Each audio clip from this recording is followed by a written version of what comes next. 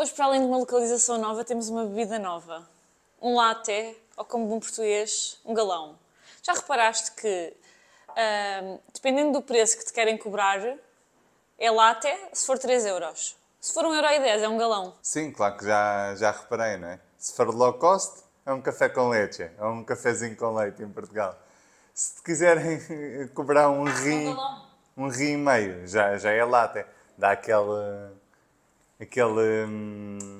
dá o gourmet, agora tudo é gourmet também. E hoje, como vocês sabem, ou se não não sabem, passam a saber. Espera, antes disso pode ser da semana. Tiago, isto está... Eu vou explicar, mas isto... Explica este cenário. Isto está a esfriar. Eu vou já explicar esta parte também. Que é, estamos em Buenos Aires. Primeiro episódio gravado em Buenos Aires, é importante assinalar isso. É o primeiro, é irrepetível, é único, é mágico, é genuíno, é autêntico. Já chega de adjetivar aqui o nosso primeiro episódio em Buenos Aires. O signo da semana. Tananana. Quem não tinha saudades, eu tinha. E hoje vamos trazer, claramente, até dezembro, vamos trazer doces daqui. Isto está quente e está a esfriar a cada minuto que passa. Que são, tipo, uns croissants, mas que eles chamam de médias lunas, que é tipo meia lua, em português. Este, por acaso, até é grande. Geralmente, isto é o pastel de nata deles. No sentido de, com café, eles não bebem café, mas pronto, com um latte, eles comem isto. Geralmente são mais pequeninas e eles comem duas. E é sempre com o latte, eles aqui não bebem café. O café aqui é 3 euros. Bebes um latte e 2 médias lunas. 3 euros. Bebes só um café. 3 euros. Sim. Ninguém compreende, mas é verdade. Estamos na hora do lanche e decidimos, porque não um latte, uma média luna com queijo e fiambre, que é como... Quer dizer, isto também se come sem queijo e fiambre, também se come normal. Mas porque não trazer para o docinho da semana, para o primeiro, porque nós adoramos, já comemos várias vezes e é isso. Até agora é o meu favorito. É aquele mais de... Dia a dia. Que não acaba por não ser dia a dia, mas... Sim, não comemos diariamente, mas... Dá para comer com mais frequência. Mas os outros, pronto, os outros fica para outro episódio, claramente, Claro, não é? não vamos especificar. É isto, é o cenário possível. Estamos num sofá. É o que é. No entanto, a vibe manter-se-á, o conteúdo manter-se-á e os docinhos autênticos e deliciosos e inacreditáveis também manter-se-ão.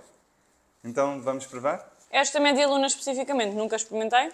O Tiago já experimentou sem nada. Vamos ver se é tão boa como ele diz que é. E é só incrível. Tchim, tchim. É muito boa. Consegues... Isto foi uma pergunta que eu já tinha feito, porque eu tenho alguma dificuldade. Tu consegues descrever, sem irmos pesquisar, nem sei como é que eu resisti à tentação de perguntar ao ChatGPT, diferença entre croissant e média luna. É que eu tenho esta cena a assoberbar-me, tipo, há semanas. Sempre que tu comes uma, ficas Eu penso, quais é que são os ingredientes que diferem de um para o outro? Porque eu reparo que isto não é um croissant, mas é extremamente parecido com um croissant. E, então isto é o quê? Eles vendem... Eu sei que é uma média luna. Eles vendem croissants e vendem isto, ou seja, existe mesmo uma diferença. Eu acho que a principal diferença que se nota A manteiga, não? sentes mais o sabor da manteiga, eu acho, e também sinto mais doce por cima. Ou seja, sinto mais esta... Isto deve levar uma calda de açúcar, ou sei lá. Então acho que essas são as principais diferenças. E depois, esta por acaso eu também num croissant, mas geralmente as média-lunas são mais pequeninas, quase como um bocadinho maior que um pastel de nata. Então acho que também é uma diferença. Sim, as média-lunas. Eles têm várias, né? Tem a média, tem a mesa-luna também.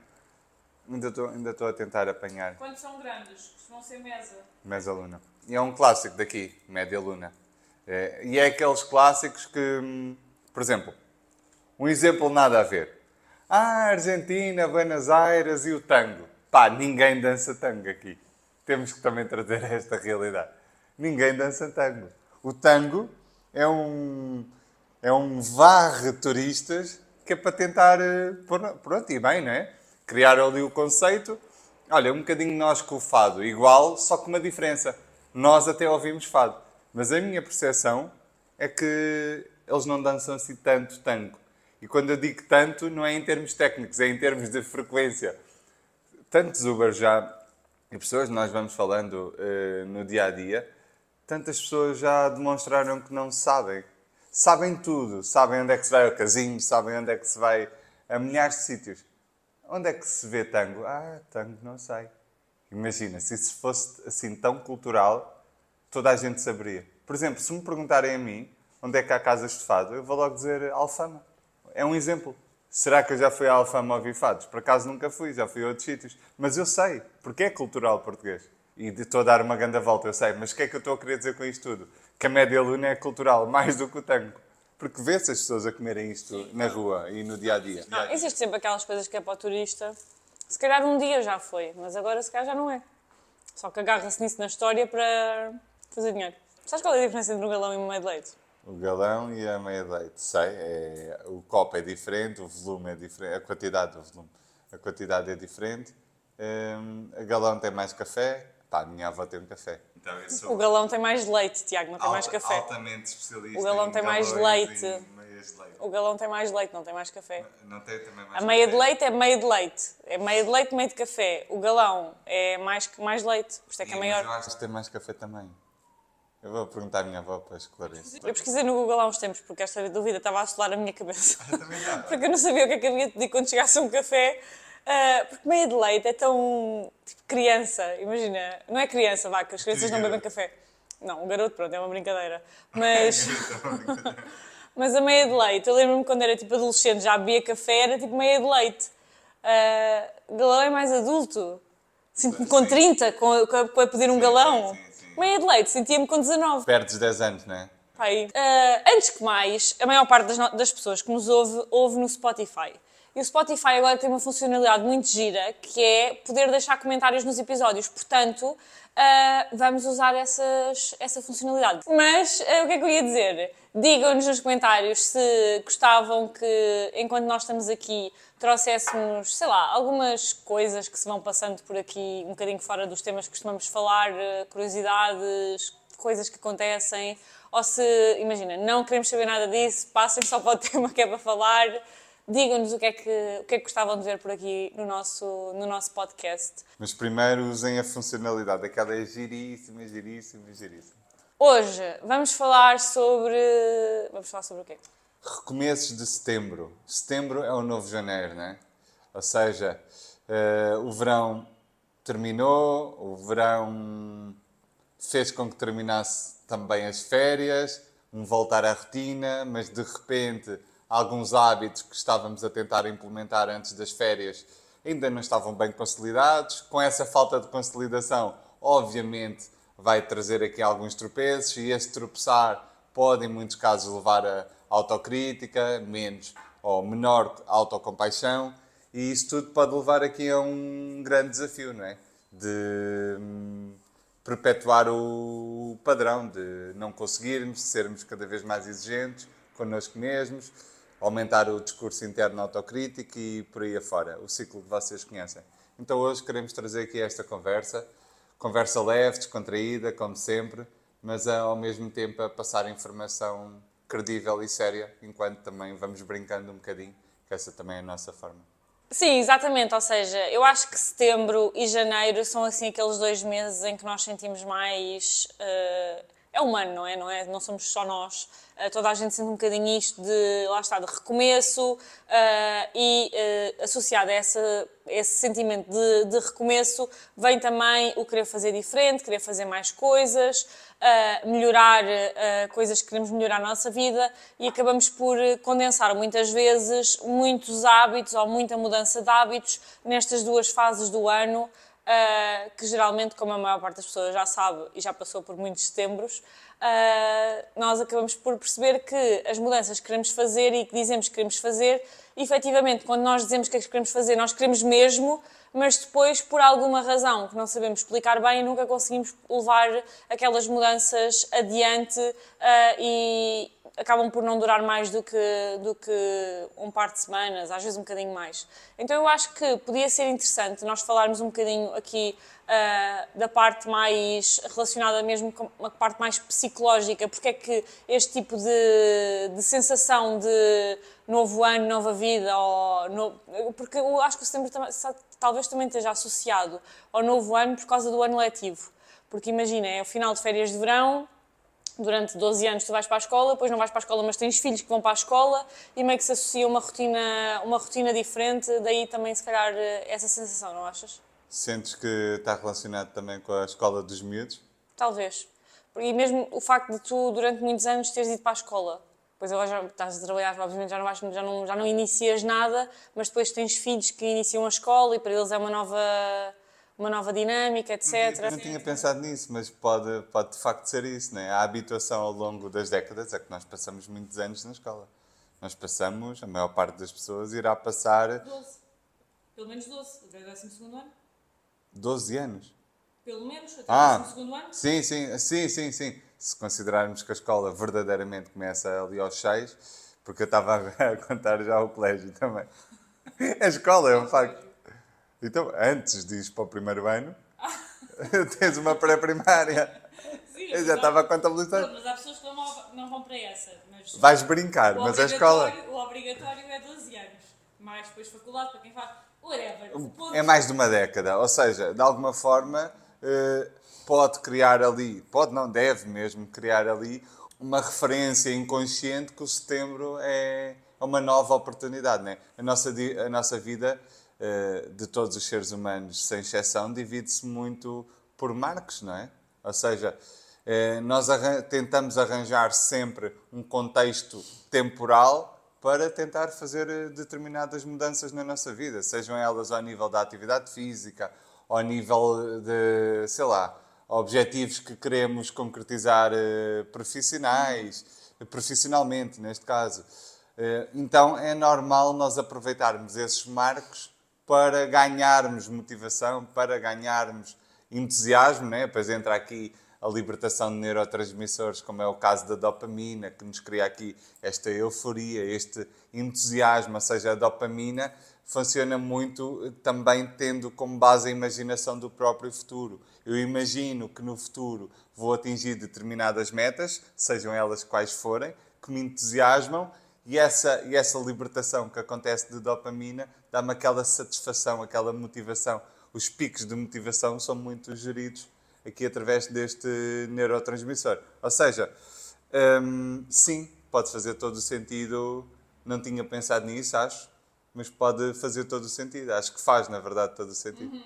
Sim, depois é essa questão de lá está, sentes que é um recomeço, sentes que queres fazer várias mudanças e isso, do ponto de vista cerebral, já desencadeia a libertação no caso da dopamina, que no fundo arrasta um bocadinho esse pico de motivação, juntamente muitas vezes também com a questão de que tu vens num período muito mais relaxado, de férias, descansaste, renovaste a tua energia, ou seja, estás mais disponível, tanto do ponto de vista físico como mental, para fazer coisas novas, para dedicar energia a coisas que se calhar antes de ir de férias não tinhas. Muitas vezes também existe a sensação quase de ter que compensar o tempo que tivemos parados a descansar. Então, tudo isto cria aqui uma junção de fatores que fazem com que nós queiramos de repente e achemos que somos capazes, que é o pior de tudo, que achemos que somos capazes de, lá está, mudar de vida, este fenómeno de mudança de vida, de, ok, de repente vou fazer exercício físico todos os dias, vou comer de determinada forma, vou começar a ir todas as tardes com o meu filho ao parque, vou começar a ler, de repente... A ler 100 páginas por dia, quando nem temos hábitos de leitura, logo objetivos muito irrealistas, na maior parte das vezes. É isso, ou seja, às vezes não é que os objetivos não possam fazer sentido, que até podem, na maior parte das vezes fazem, são coisas que nós queremos atingir e por isso daí o ficarmos motivados e sentirmos que queremos atingir aqueles objetivos, são coisas que podem fazer sentido, a questão aqui é que muitas vezes não fazem sentido na conjetura daquilo que é a nossa realidade, ou seja, se eu faço atividade física. Se eu não faço atividade física e quero passar a fazer, se calhar, primeiro é um hábito que necessita de imensa energia para ser implementado. Não é só ir e fazer para a maior parte das pessoas que já tentaram fazer isso antes e não resultou. E depois, muitas vezes, é preciso ganhar ferramentas para nos tornarmos as pessoas que são capazes de ir uma vez por semana, quanto mais às vezes pensar logo em ir 3 ou 4 vezes por semana. E nós tendemos a subestimar a energia que é necessária para implementar um hábito. E tendemos a achar que é só fazer, é só ir. Mas realmente se fosse só fazer ou só ir, nós já tínhamos feito há 4 setembros atrás. Não precisávamos chegar a este e estar novamente com os mesmos objetivos. Exatamente. E Eu queria reforçar um ponto que tu tocaste que, na minha visão, é muito importante, que é essa questão de não podermos descurar ou desvalidar o gasto energético que é preciso ter na formação do novo hábito. Ou seja, nós conseguimos dividir o cérebro de forma simplista entre duas partes. O cérebro racional, que é o tal córtex pré-frontal, e o cérebro emocional, que é um cérebro mais automatizado. Ou seja, quando estamos a fazer uma rotina, por exemplo, disseste prática de atividade física, estamos a fazer uma rotina, ainda não é um hábito, nós estamos a gastar muita energia através do córtex pré-frontal, que é um cérebro da decisão, do dizer que não, do dizer que sim, do planeamento. Quando essa rotina de atividade física, por exemplo, vira um hábito, aí já está mais automatizada. Ou seja, 40% da nossa energia total é utilizada através ou gasta pelo cérebro. E boa parte dessa energia é utilizada aqui no córtex pré-frontal. Ou seja, até um comportamento virar um hábito é preciso gastar muita energia. Depois, como o cérebro percebe que aquilo acontece muitas vezes, ele tenta de alguma forma automatizar para poupança, não é? Poupança energética. Mas sim, é muito importante termos isso em conta. Uma rotina para se tornar hábito, estamos a falar de uma energia gigante. Agora coloquem 10 hábitos ao mesmo tempo. O que é que vai acontecer, não é? É a mesma coisa que ter 50 abas ou separadores no telemóvel ou no computador. Chega a um ponto, agora a tecnologia mais recente já não é tanto assim. Mas antes eu lembro-me...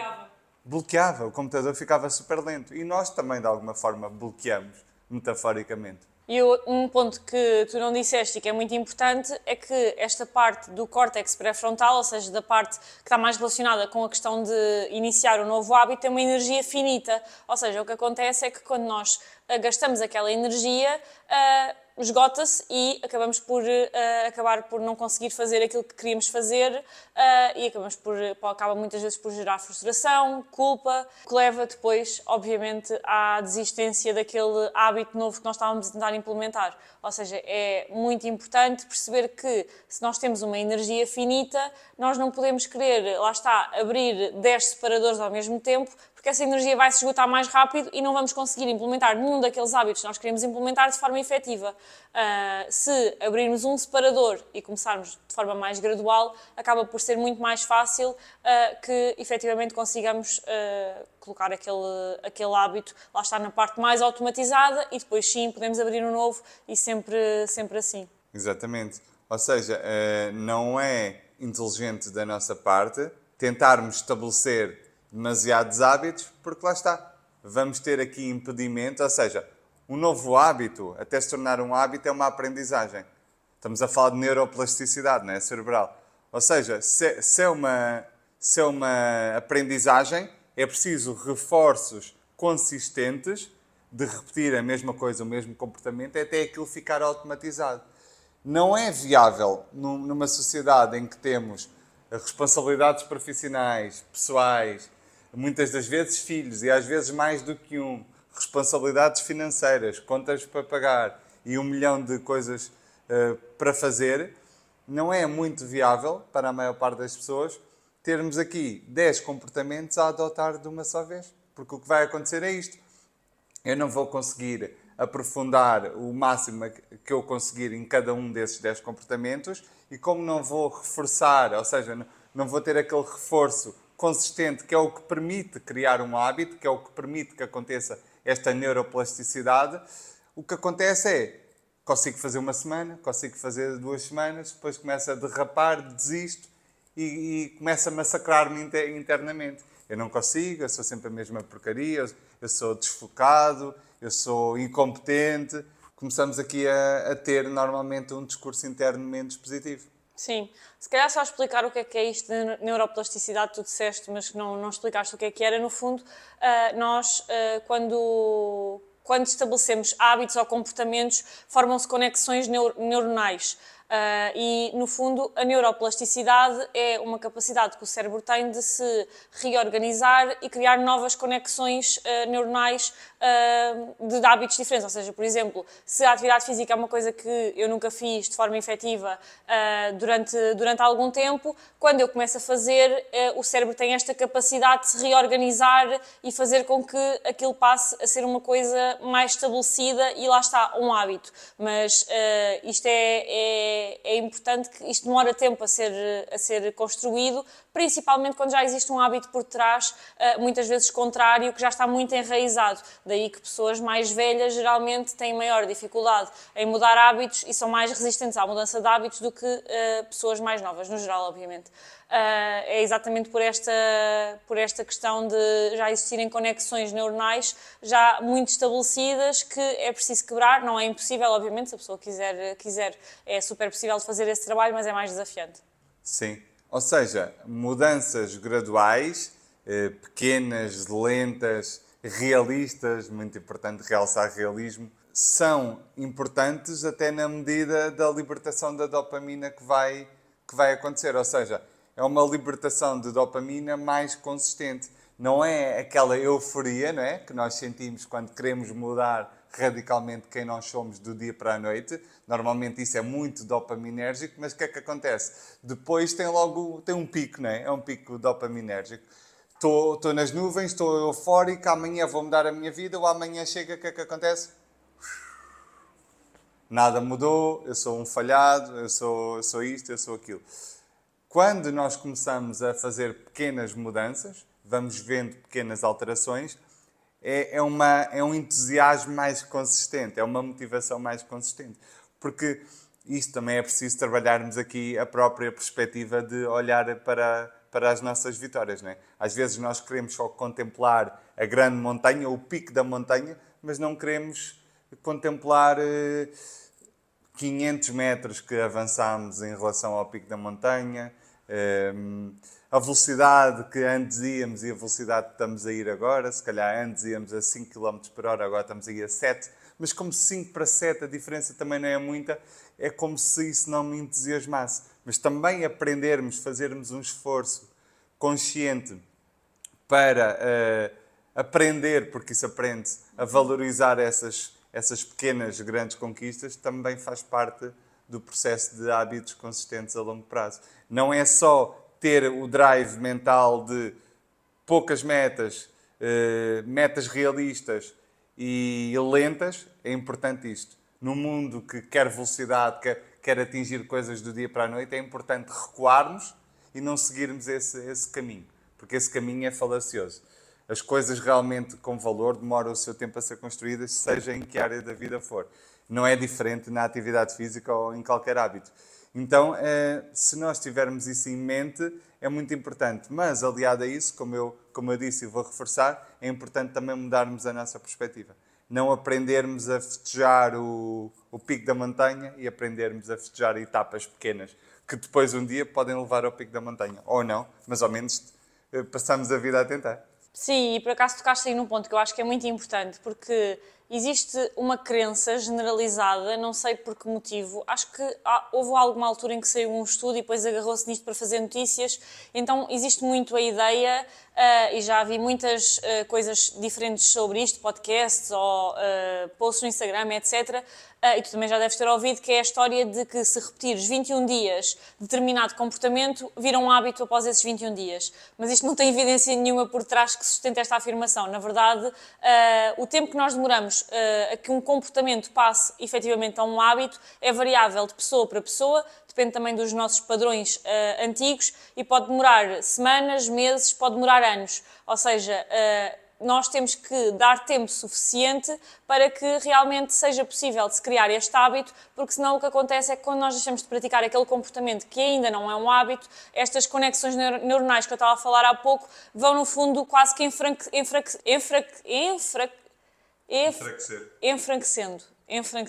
enfraquecendo. vão ficando mais fracas e acabamos por voltar aos padrões antigos que, no fundo, são mais fáceis para nós porque já estavam hábitos bem estabelecidos. Então, é importante, quando iniciamos um novo comportamento, e eu estou sempre a dizer isto nas consultas de terapia nutricional porque eu acho que é mesmo importante, que é, não faz sentido eu estar a mudar um comportamento que eu não vejo sentido em fazer daqui a 1 ano, daqui a 2 anos, daqui a 5 anos. Ou seja, não me faz sentido eu estar, sei lá, a iniciar o ginásio. Posso experimentar, posso perceber se gosto, se não gosto, isso claro que sim. Mas estar a querer estabelecer o hábito de ir ao ginásio 3 ou 4 vezes por semana, se efetivamente aquilo é uma coisa que eu odeio e eu olho para aquele momento do meu dia e só penso que quero que aquilo acabe e muitas vezes aquele sentimento que eu acho que muita gente consegue relacionar do género, ok, está feito, mas amanhã tenho que voltar, por isso é uma porcaria. Ou seja, se nós tivermos este pensamento, a verdade é que provavelmente nós não vamos conseguir estabelecer hábito daquela atividade em específico. Então, quando nós estamos a delinear aquilo que queremos que sejam os nossos hábitos, também ter este autoconhecimento e dar-nos a permitir experimentar diferentes coisas, porque efetivamente há coisas que podem ser a melhor coisa do mundo, mas se nós não gostamos e se não vemos que aquilo faça sentido daqui a 2 anos, então para que estar a ter este trabalho que é super exigente, quando provavelmente nós nem vamos chegar ao ponto em que aquilo se vai tornar um hábito. E, por exemplo, com as dietas é exatamente a mesma coisa. Nós começamos uma dieta, começamos um plano alimentar, o que seja. Efetivamente conseguimos cumprir aquilo durante umas semanas na esperança de que aquilo se torne um hábito. Mas o facto de ser tão pouco sustentável faz com que nós não consigamos manter aquele comportamento o tempo suficiente para se tornar um hábito, porque lá está, também é importante esta questão da sustentabilidade dos comportamentos que nós estamos a tentar implementar. Ou seja, de nada me vale, sei lá, eu querer ter o hábito de, sei lá, agora não me estou a lembrar de nada, como é óbvio, não é? Nestas alturas nunca nos lembramos de nada. Leitura. É aquele clássico. Mas eu queria uma coisa... Pronto, leitura, imagina, de ler 3 livros por dia, se eu não tenho disponibilidade de tempo para ler aqueles 3 livros por dia. Ou seja, é importante olharmos também para aquilo que é a sustentabilidade daquele comportamento na nossa vida, se existe vontade de o manter, se existe disponibilidade de tempo, de tudo, lá está, isto não quer dizer que as coisas não se possam alterar, não é por eu, por exemplo, começar o ginásio agora até ser uma coisa que eu gosto, que daqui a 2 anos eu ainda vou estar no ginásio e não vou estar noutra atividade física qualquer, as coisas podem-se alterar e nós também temos de estar abertos a essa alteração, mas não faz sentido investir energia a tentar implementar algo que nós à partida sabemos que não vamos manter durante muito tempo. Sim, quando já vamos com a perspectiva que é para aquele verão, não é? O que é que serve aquele verão? Se não for algo sustentado, com fundamento para o longo prazo, o que é que importa ter rotinas que não sejam para o longo prazo, não é? Os resultados perder-se-ão pelo caminho, Exato. Sejam eles quais forem. Bem-estar, perda de peso, mobilidade, eles vão se perder. Exato, é que se os resultados são só uma consequência dos comportamentos que nós temos, quando nós deixarmos de ter aquele comportamento, nós também vamos perder o resultado que atingimos. Então, não faz sentido estar a tentar fazer alguma coisa para atingir X. Ou seja, não existe... Eu acho que, no fundo, o resultado não é uma meta com um final de chegada, não é? O resultado é o final da nossa vida, ou seja, nós vamos ter que estar continuamente a fazer os comportamentos que queremos fazer para atingir os resultados que nós queremos atingir e para os manter, porque é a parte que ninguém fala, não é? Fala-se, por exemplo, na questão da perda de peso, fala-se perder 10 quilos, perder 20 quilos, efetivamente é fácil, entre aspas, perder esse peso. A maior parte das pessoas já conseguiu perder algum peso com dietas anteriores. Qual é que é a parte realmente difícil? É a manutenção, porque depois os comportamentos, como não são sustentáveis a longo prazo, porque o corpo não aguenta aquilo durante muito tempo, o que acaba por acontecer é que, efetivamente, quando paramos de fazer aquilo, acabam por os resultados, no caso a perda de peso, também não se manter a longo prazo. Sim, enquanto estavas a falar, estava-me a lembrar de uma analogia, sabes que o meu cérebro funciona totalmente com analogias. Eu estava a pensar, é exatamente a mesma coisa como, por exemplo, comprar um carro e pensar em atestar o depósito 1 ou 2 vezes. O que é que adianta? Um dia ele vai deixar de poder andar aquele carro. Então, se eu comprei o carro, por que é que eu estou a comprar o carro já com a perspectiva de que não, faço ali 2, 3 atestamentos de depósito e depois não meto mais gasóleo ou combustível ou eletricidade ou qualquer outro meio de energia. E estás à espera que, como ele já um dia atrás andou, que continue a andar para sempre, que não vai acontecer. Exatamente. Os resultados, que neste caso do carro serão o mover-me do sítio A para o sítio B, vai deixar de ser possível. E aqui é exatamente igual, nos hábitos. Que é que adianta eu ir 5 vezes ao ginásio ou 7 vezes no limite? 7 vezes vou todos os dias ao ginásio, durante um mês. O que é que adianta? Não será preferível ir 2 vezes por semana, ir a vida toda? Ou ir uma vez por semana e ir a vida toda? Ou até vou mais longe, o que é que adianta fazer isso durante um ano? Naquilo que é a tua vida, se tiveres uma visão mais ampla, um ano não é nada. E não te vai trazer absolutamente nada. Não traz, temporariamente. Sim, temporariamente. Pronto, aquilo que nós queremos passar é que, efetivamente, é importante ter em consideração vários pontos, não só a nível daquilo que estamos a tentar implementar, sermos flexíveis connosco mesmos, porque muitas vezes nós achamos que vamos fazer de determinada forma e depois, durante o processo, percebemos que daquela forma não funciona e temos que mudar. Ou seja, isso faz parte, só antes de começarmos. Ou seja, é muito fácil planear e idealizar um caminho perfeito, mas, efetivamente, quando começas a fazer, seja aquilo que seja, é que começas a perceber que as coisas nem sempre funcionam da forma que tu pensaste. Então, também ter essa flexibilidade para mudar, sermos graduais na frequência dos hábitos a que nos propomos, para não gerar, lá está, esta culpa, frustração, por depois não conseguirmos manter. E acho que é isso. Tens mais alguma coisa a acrescentar? Em relação a este ponto, não, mas queria reforçar aqui a importância da autocompaixão em relação a qualquer processo de mudança comportamental. Ou seja, às vezes olhamos também, se calhar venderam-nos essa ideia, não é? Porque eu acho que a ideia é um bocadinho generalizada, todos nós, eu de vez em quando também tenho que me chamar a atenção para, Janice, um hábito não funciona dessa forma, eu próprio também caio nessas ideias, que é o começar uma rotina, com o objetivo de um dia se tornar um hábito. O normal é ver altos e baixos. O fracasso, entre aspas, é o normal. O normal é falhar, exato. E eu sinto que muitas das vezes nós vamos para a criação do novo hábito com a idealização que agora vai ser estanque. Não. Eu agora meti na cabeça que vou começar a ler, vou ler todos os dias. Quando há o primeiro tropeço, hoje não consegui ler.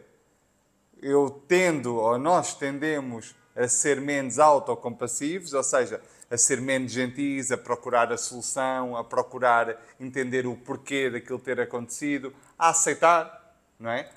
O processo de autocompaixão também é um processo de autoaceitação, em que eu aceito que é normal não fazer as coisas de forma perfeita ou de forma tal e qual como idealizada.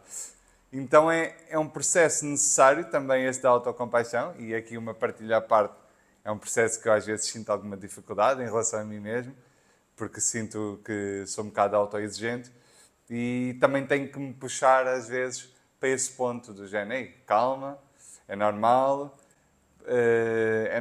não teres conseguido fazer exatamente da forma que idealizaste, amanhã é um novo dia e voltar a tentar. E é um processo que é necessário, mas às vezes é difícil, não é? A nossa primeira tendência é aceder a um discurso mais autocrítico, mais intolerante para connosco mesmos. E eu acho que perceber, também acrescentar o que estavas a dizer, perceber que mesmo que se torne um hábito e que mesmo que nós consigamos atingir essa meta, muitas vezes isso vai acontecer, ou seja, muitas vezes nós vamos ter fases, há pessoas que fazem atividade física de forma consistente ao longo do ano e depois também têm fases, sei lá, de 3 semanas que foram de férias e não fizeram atividade física nenhuma, ou seja, isso não tem absolutamente problema nenhum, faz parte também da vida. Nós temos fases em que às vezes damos mais energia a uma coisa e focamos-nos mais numa coisa e em outras fases focamos-nos mais noutra, ou seja, isso não é um problema. Eu acho que é um problema, é algo a trabalhar quando nós estamos constantemente, lá está, a chegar a estas épocas do ano, setembro, janeiro, e sempre com os mesmos objetivos, e não sentimos que estamos a caminhar para o lugar que queremos caminhar e que estamos só a regredir e a aumentar ainda mais o caminho que temos que fazer para lá chegar. Eu acho que aí é preciso algum trabalho, mas é preciso também sermos flexíveis e, lá está, trabalharmos esta autocompaixão para perceber que diferentes fases de vida requerem, ou aliás, diferentes fases de vida, muitas vezes nós temos energias diferentes para fazer determinadas coisas. Imagina, se eu estou a mudar... Prioridades até. Exato, se eu estou a mudar de emprego, se calhar, mesmo que eu seja, gosto de fazer atividade física, sinto que me faça bem e tenho o hábito implementado, se calhar nestas próximas semanas, olha, não vou fazer porque preciso de dar mais energia no meu trabalho, por exemplo. Não pode ser uma coisa de não ter um prazo final, ou seja, está tudo bem em isto acontecer, mas bora colocar um prazo para, olha, a partir desta data eu vou regressar a este comportamento que me faz bem. E não deixar a vida arrastar-se e de repente passou um ano e cá estamos nós novamente em dezembro, dia 29, a fazer as resoluções e a pensar que, epá, não devia ter Agora, feito... dia 1 de janeiro. Agora é que vai ser. Agora é que é. Exato. Sim, e estavas a dizer isso e eu estava a pensar que é uma coisa que eu já tinha pensado antes, que é o equilíbrio da vida acaba por ser Sempre um bocadinho... desequilibrado. Não, um bocadinho a gestão dos desequilíbrios, não é? Exatamente. Ou seja, temos sempre áreas da vida, se nós dividirmos a nossa vida numa espécie de uma roda, não é? Em que temos várias fatias dessa roda que representam diferentes áreas da vida, família, trabalho, etc, etc. É normal essas fatias da roda irem-se desalinhando, ou estarem quase sempre desalinhadas.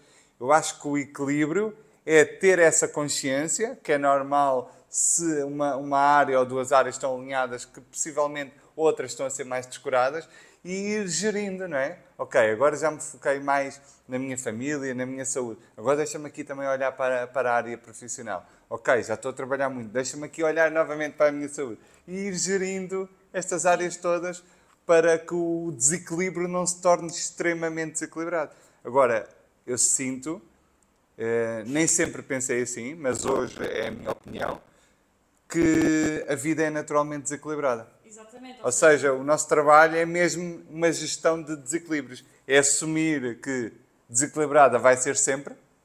Eu, em diferentes fases, em diferentes contextos, vou dar foco a uma área em prioridade ou em relação à outra área, aceitar isso, mas lembrar-me que não pode ser assim o resto da vida. Ou seja, eu não posso focar o resto da vida na minha área profissional. Poder posso, mas eu estou a viver de forma extremamente desequilibrada. Eu preciso também de me focar na minha família, preciso de me focar na minha saúde. Não posso só viver uma dinâmica ou duas da minha vida, mas eu posso focar-me mais no trabalho nos próximos 6 meses. Eu posso focar-me mais na minha saúde nos próximos 6 meses. Exato. Só que depois preciso voltar atrás e pensar assim, ok, tenho colocado um foco gigante naquilo que é a minha área da saúde. Mas deixa-me lá ver a minha família. Continuo casado ou, entretanto, estou divorciado? Isto é só uma piada.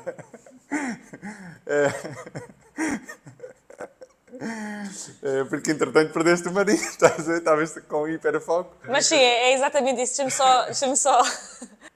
mas eu acho que é exatamente isso. E eu acho que quando nós notamos que estamos, lá está, com algum desequilíbrio, no sentido... Pronto, desequilíbrio não é uma boa palavra porque estavas a dizer que era sempre desequilibrado. Mas quando nós notamos que não estamos a ir para o caminho que queremos ir, eu acho que muitas das vezes o que acontece se nós olharmos é que nós estivemos a dar foco sempre às mesmas áreas e a trabalhar sempre nas mesmas áreas, que já estivemos muito focados no trabalho, na nossa carreira profissional e de repente o que ficou para trás foi, em termos de saúde, família, foi tudo o resto. Então é importante, lá está, aprender a fazer esta gestão para perceber que diferentes fases da nossa vida vão exigir diferentes coisas de nós e que nós temos uma energia finita, que não dá para chegar a todo lado, então não dá para estar sempre em cima em todas as áreas da vida, faz parte, não dá para ninguém, não é só para nós, então também é um processo aceitar,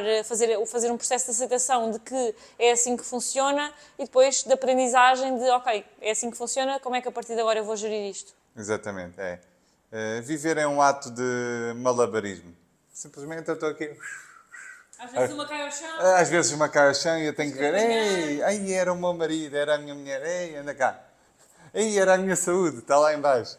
Ei, é a minha área profissional. Fica desempregado. Ou seja... Estás-te a entusiasmar com este... Eu fico entusiasmado com estes temas. Eu gosto especialmente destes temas, sim. Que dá para refletir no momento, dá para pensar. Tudo isto eu estou a pensar no momento, não é? Temos, obviamente, os pontos, mas Esta questão, por exemplo, do malabarismo, acabei de pensar agora. Não vim a pensar... Sim. E é isso. Sim, e é isso. Então, sem dúvida que a ciência mostra que os hábitos que têm maior probabilidade de serem sustentáveis são hábitos realistas, Graduais, flexíveis, lentos. Sim, procurarmos o lento. O lento não é muito atrativo, não é? A maior parte das pessoas quer resultados rápidos, mas o que vem rápido também vai rápido, isso é um facto. É muito fácil perder peso, por exemplo, dar aqui o exemplo do peso, que é aquele clássico. É muito fácil perder peso num instante, em poucas semanas. O difícil é manter esse peso perdido. Em relação aos outros hábitos também não é diferente. Ou seja, afastarmos dessa fantasia do que é rápido, fácil e barato é na minha perspectiva pessoal, é um grande avanço que podemos fazer a nível mental. Afastar-nos desses conceitos que nos são vendidos desde sempre. Que o que é bom é o que é fácil e rápido e barato. Não. Se fosse fácil, rápido e barato, qual era a questão? Toda a gente fazia e toda a gente tinha. E toda a gente tinha e toda a gente estava na maior. Não.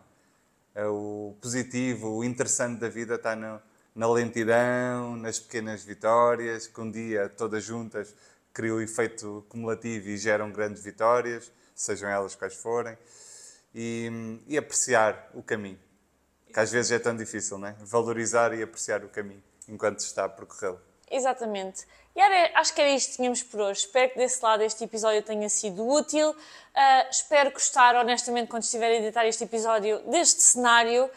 Se não, com certeza no próximo teremos um cenário diferente. Vamos ver. E vemo-nos então na próxima segunda-feira, às 8.